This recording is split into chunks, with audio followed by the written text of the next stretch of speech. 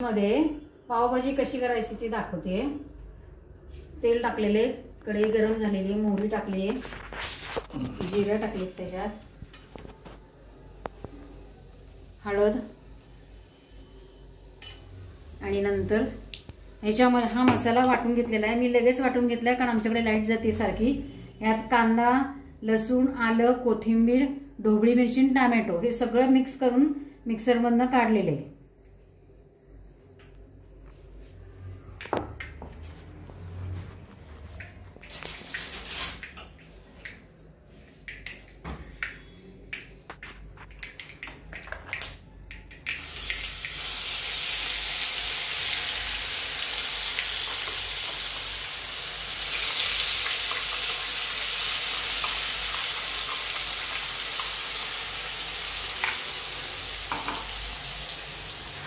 हे सगळं टाकले त्याच्यामध्ये।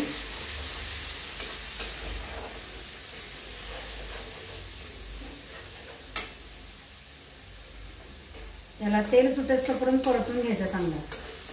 मसाला सगळा तेल सुटला पाहिजे चांगला। त्याला मोठ्या गॅसवर ते थोडंसं परतून घ्यायचं।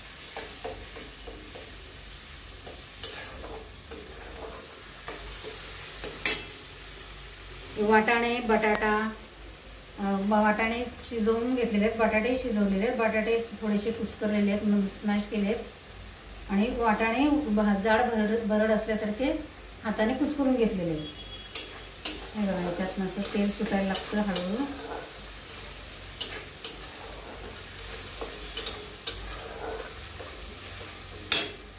त्याच्यामध्ये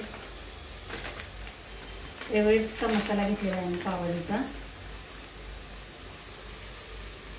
1 चमचा मसाला टाकायचा, फोडणीमध्येच टाकायचा म्हणजे मग वास चांगला येतो। मसाला टाकलाय, तांबडं तिखट आणि धने जिऱ्याची पावडर आणि त्यातच मीठ घालायचं म्हणजे ते मिठाची चव तेलाबरोबर बरोबर चांगली लागते।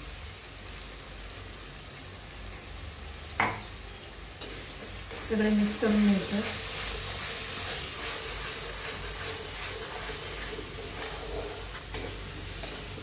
मग किती लाल छान वाटतं ते तांबड्या तिखटामुळे आणि वास इतका छान सुटलाय मस्त त्याचा।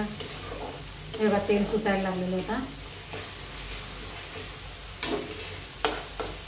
आता त्याच्यात बटाटे हे कुस्करलेले त्यात टाकायचे।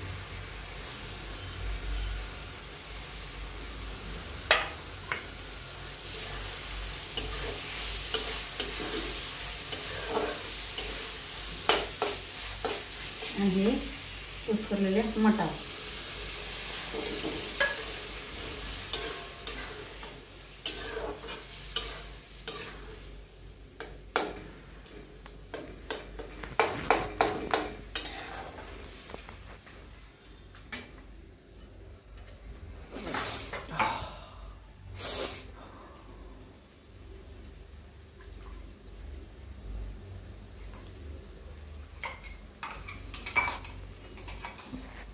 मटारमध्ये थोडंसं पाणी त्याचं टाकते आणि चटणीतलाही थोडासा मसाला राहिलेला आहे तो पण टाकून घ्यायचा याच्यात।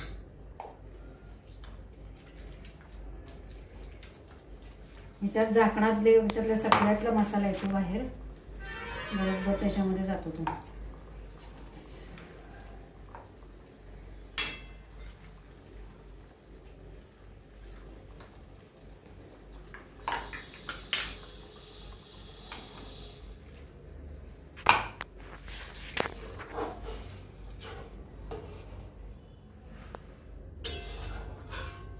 मस्त आता उकळी, त्याला उकळी आली पाहिजे एक मस्त पैकी। त्याला चांगली उकळी सुटली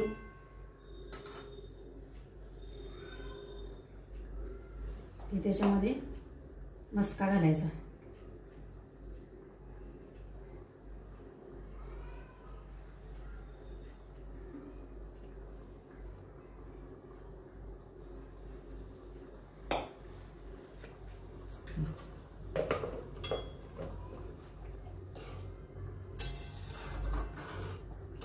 मसाला पाव करूया आपण।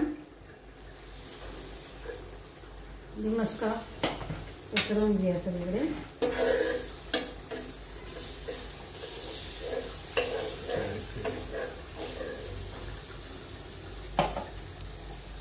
त्याच्यावरती तिखट भुरभुरायचं पावभाजीचा आणि मग त्याच्यावरती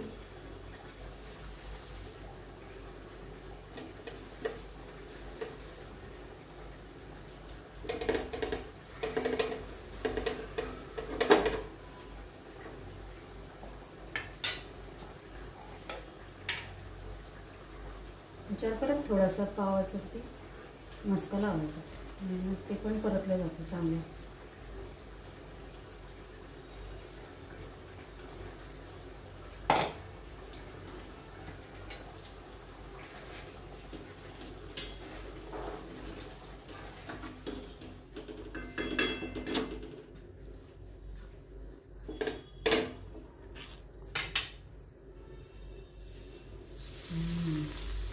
बघा मस्त वास मस्त येतोय, मसाला पण लागलाय सगळीकडे, छान वाटते.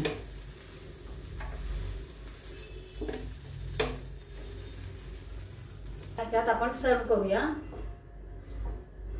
बघा मस्तपैकी वास मस्त सुटलाय त्याचा आणि चव सुद्धा पावभाजीसारखी, कारण मसाला आपण तोच वापरलेला आहे सगळा,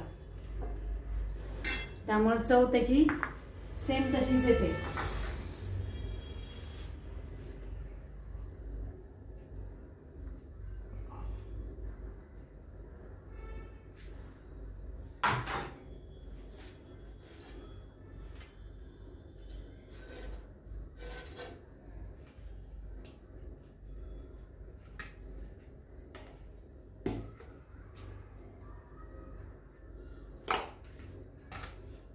झाली आपली पावभाजी.